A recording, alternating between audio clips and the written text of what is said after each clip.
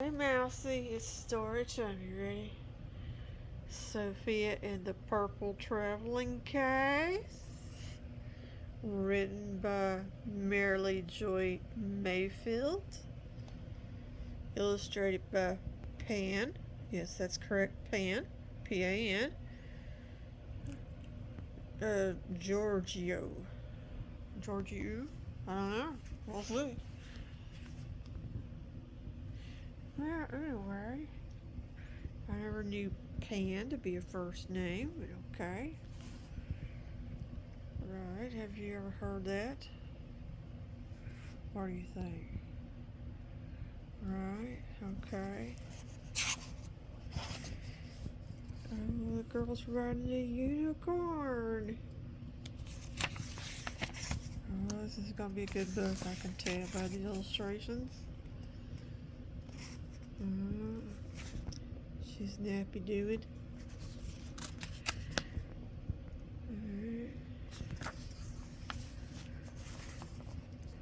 It says, for my nieces and nephews with love, XXX.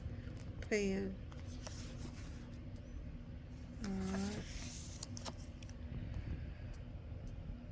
Aunt Stella, you're finally here! Exclaimed Sophia. She hugged her favorite aunt. I'm so happy to see all of you, said her aunt as she dragged in a purple suitcase decorated with pink flowers. Let me carry your suitcase to the guest room, said Sophia's dad. No, no, said Aunt Stella firmly. I'm the only one who carries my purple suitcase. You can carry the others. Aunt Stella pressed a button and tiny wheels popped out on the bottom of the case. Sophia was amazed that the wheels were purple too. Her aunt rolled the case to the stairs and then lugged it up one step at a time.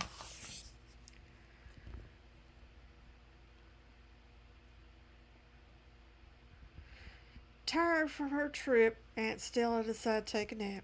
Sophia's mom laid her little brother George down for his nap too. Then she promptly started making her prized peach pie with Sophia's help. Sophia's dad watched over their shoulders. I'm curious about the purple case, he said. I wonder why we're not supposed to touch it. Maybe it has something dangerous in it. Maybe there's a pirate treasure in it, Sophia, said Sophia.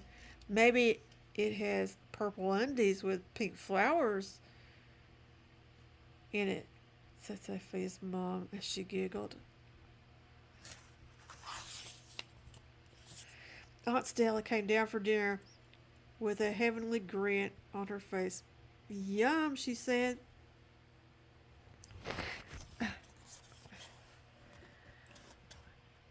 I smell my favorite peach pie.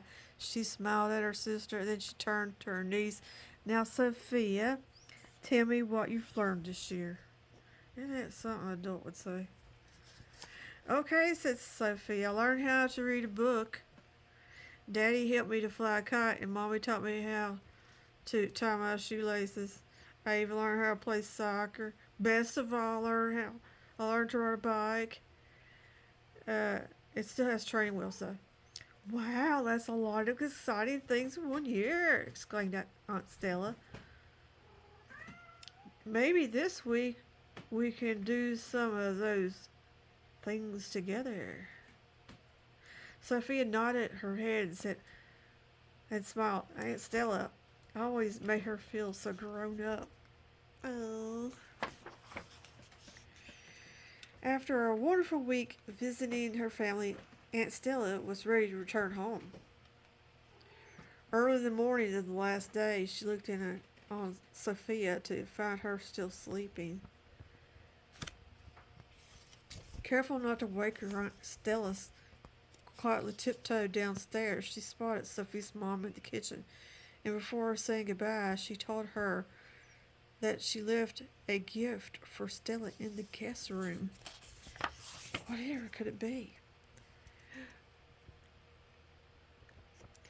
When Sophia awoke, the family gathered in the guest room. They just stared at the purple suitcase in amazement. Why? That's when Sophia's dad saw the note taped to it. Sophia, I hope it takes you to the same magical places it took me. Love, Aunt Stella. Ooh, what could it be? Where'd that baby come from? Bewildered but curious, her dad decided it was time to see what was inside the purple case. He took the lock and pulled the zipper, but he couldn't get it open.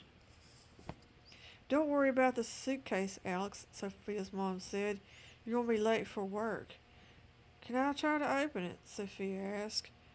Sure, she left it to you, her mom said. I'm still curious where the baby came from. I think it's for baby brother. I thought the baby was bigger. Whatever. I guess it is. Sophia rolled the heavy case into her room and placed it on the bed. Then she touched the lock. The case opened as if her touch was magic.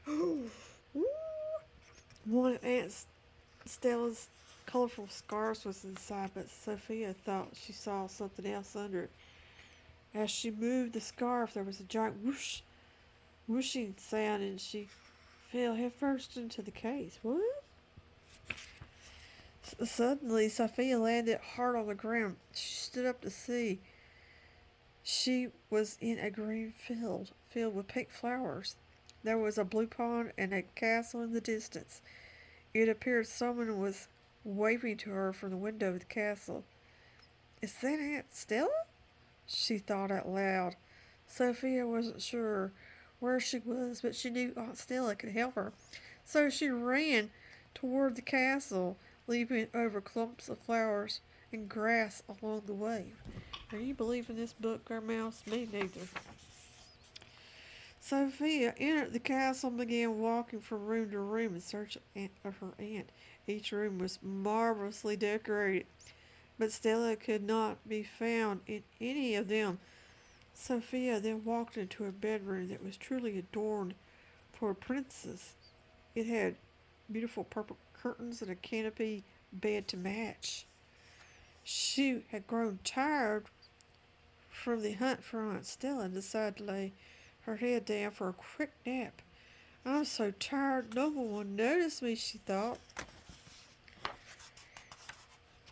Wait. When Sophia woke, she was in her room in her own bed. Wow, how did that happen? Sophia thought. Where was I? She looked around the room. The purple traveling case was still on the bed, but the pattern had changed to pink fish and bubbles. Sophia leaned closer to the case and reached out her fingers. As she touched the lock, the case opened, and she fell in head first again, this time with a splash.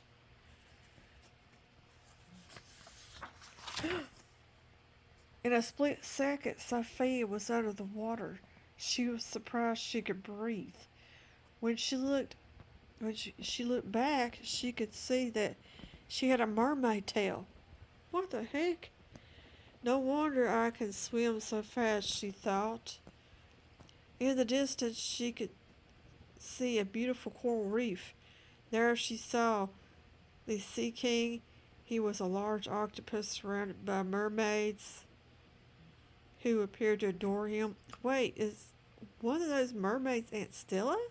She wondered. Is it really her?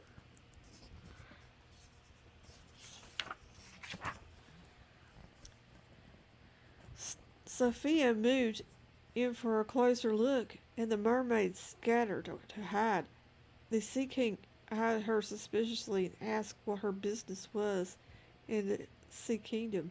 I thought I saw my aunt, said Sophia. She looked like one of your mermaids. Impossible, exclaimed the Sea King. They are all my daughters. You must leave now. The Sea Kingdom is no place for you. The Sea King waved Sophia away with his tentacles. Oh, he's got to try it. I gotta try it too. Looky, looky. With that, Sophia opened her eyes. She stretched out and realized her foot was hitting the purple case.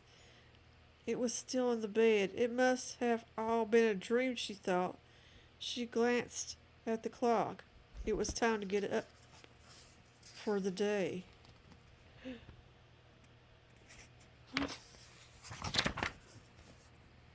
After breakfast, Sophia couldn't get the suitcase out of her mind. Were her dreams somehow connected with it? She marched back upstairs to her bedroom and looked at the suitcase again. This time it had a pattern of rainbows. How strange, she thought. She touched the lock and the case opened. She fell in and suddenly she was riding on the back of a unicorn. The sky was filled with a giant rainbow, and the unicorn took off through the pasture of blue and red flowers. The wind was blowing through Sophia's hair. Up ahead, she saw Aunt Stella waving from a train. Sophia pulled the reins of the unicorn's collar. The unicorn slowed, galloping up to the train platform and bit down so Sophia could get off. What? What do you think, Mouse? This is weird. Sophia quickly boarded and found Aunt Stella in the dining car. "You found me!" exclaimed Stella. "Did you have fun on your travels?" "Yes, they were wonderful," said Sophia. "I just wish you didn't have to go." "You can come visit me anytime," said Aunt Stella, "and I'll come visit you next year." Aww. Now, the mystery of the purple traveling case was solved. It wasn't used to take on travels. It was a way to travel. But how can you visit without your purple traveling case? Sophia asked. "I have a new one. I thought I'd go for red this time," said Aunt Stella as she rolled out her new traveling case. "What's in it?" asked Sophia. "Let's open it together and see," said Aunt Stella with a smile and a wink. Oh, it's a cliffhanger. They don't tell you. How dare they? How dare they? What do you rate this book? 7 out of 10 because it didn't tell you that it left you a cliffhanger at the end. Mm-hmm. Right.